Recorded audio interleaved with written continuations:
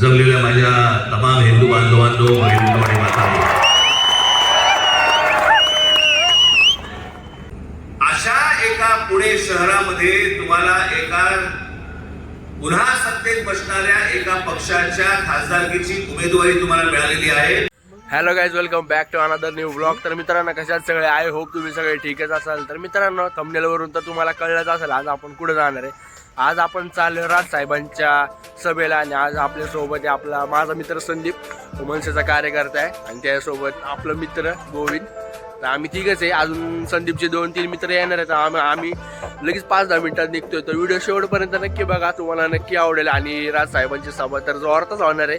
मला पण राजसाहेबांना बघायचं आहे, म्हणून मी आज चाललोय राजसाहेबांची सभा बघायला. तुम्ही पण बघा राजसाहेबांची सभा कशी असते.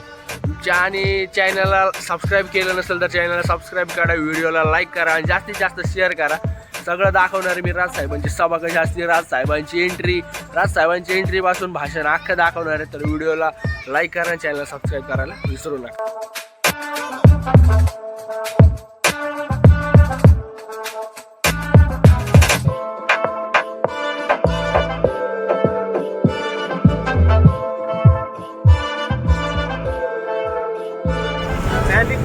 अजून आहे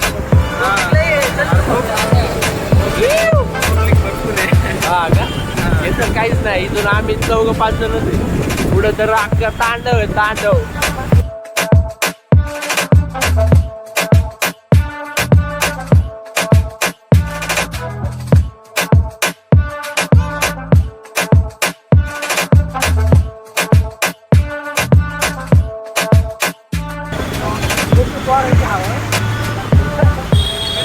मित्रांनो, आम्ही आता पोहोचलोय सारस बागेपाशी. सारस बागेत राजसाहेबांची सभा आहे.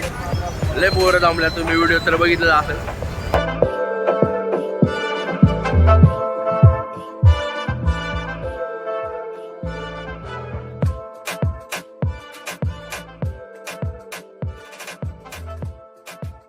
पीठावरील सर्वांना नमस्कार. आणि समोर उपस्थित असलेलं हे भगव्या रंगाची जी लाट आहे ती पाहून खूप मनापासून आनंद होतोय. मी आज इथं या एवढ्या मान्यवर मंडळींमध्ये इथं उभा आहे.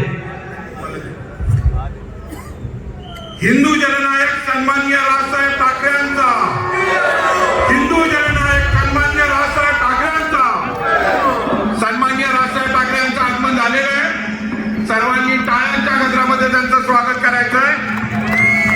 त्यांच्या छत्रपती शिवाजी महाराज, छत्रपती शिवाजी महाराज. महाराष्ट्र नवनिर्माण सेनेचे अध्यक्ष आदरणीय राजसाहेब या ठिकाणी पुणेकरांना भेटायला आले. त्यांचं मनापासून पुणेकरांच्या वतीने या ठिकाणी स्वागत करतो. जमलेल्या माझ्या तमाम हिंदू बांधवांनो, बहिणींनो आणि मातांनो,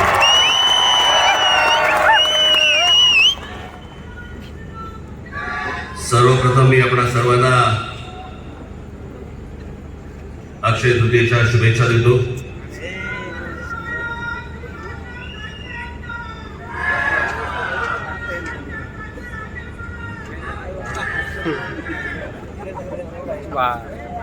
जगभरातल्या अनेक कंपन्यांना इतके सल्लागार लागले.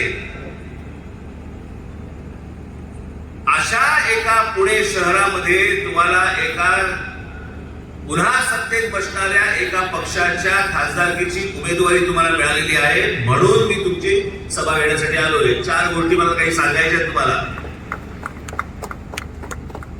आपण विमानतळावर पळकी सोडायला जातो बघा, किंवा ट्रेन मध्ये सोडायला जातो, आणि मग जाताना काही 4 सल्ले देतो. बाहेरचं पाणी पिऊ नको, बाहेरचं पुढे खाऊ नको. मी काही जणांचं ऐकलं, विमानात जाताना पण खिडकीत हात बाहेर काढू नको असं पण सांगतात.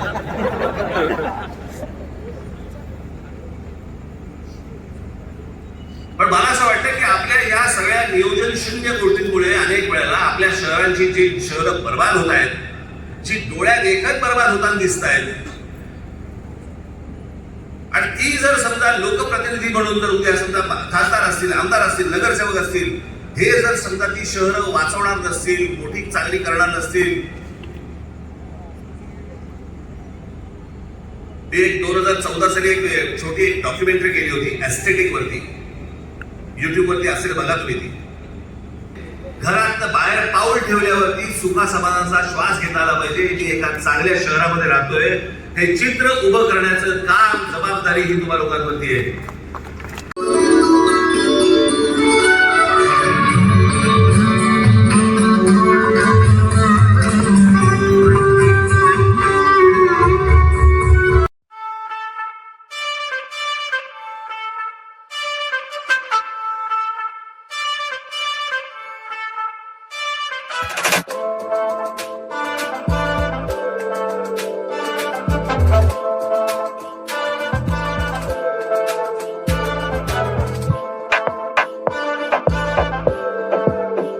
मित्रांनो, कशी वाटली तुम्हाला राजसाहेबांची सभा कमेंट मध्ये नक्की सांगा. सभा तर एकच नंबर झालेली. संदीप, तुला काय वाटतं, कशी झाली राजसाहेबांची सभा? विषय का राजसाहेबांच्या सभेबद्दल काय बोलणंच नाही. राजसाहेब आहेत बरं का, काय पण बोल. बोलायची पद्धत कशी असती ना, ते राजसाहेबांकडनं शिकलं पाहिजे.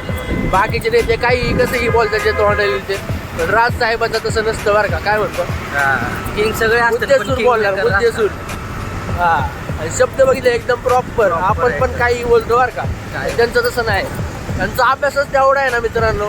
त्यांची भाषाशैली पण एवढी स्वच्छ आणि सुंदर आहे ना, त्यांच्यासारखा नेता नाही आहे बरं का तसं. पण आता 17 तारखेला बघा मुंबईमध्ये राज ठाकरे नरेंद्र मोदी साहेब एकाच स्टेजवर येणार आहे. तुम्ही किती तारखेला? 17 तारखेला 17 मेला मुंबईमध्ये शिवतीर्थावर का? बघा मित्रांनो, जर तुम्ही मुंबईमध्ये असाल, मुंबई नाही पुण्यामधूनच लोक लांबून लांबून त्यांची भाषणं ऐकण्यासाठी जातात. बघा, मग तुम्ही पण जावा. व्हिडिओ आवडला असेल तर लाईक करा, चॅनलवर नवीन असेल नक्की सबस्क्राईब करा. आणि राजसाहेबांचं भाषण कसं वाटलं ते कमेंटमध्ये नक्की सांगा. भेटूया अशाच एका ब्लॉगमध्ये. Thank you so much for watching.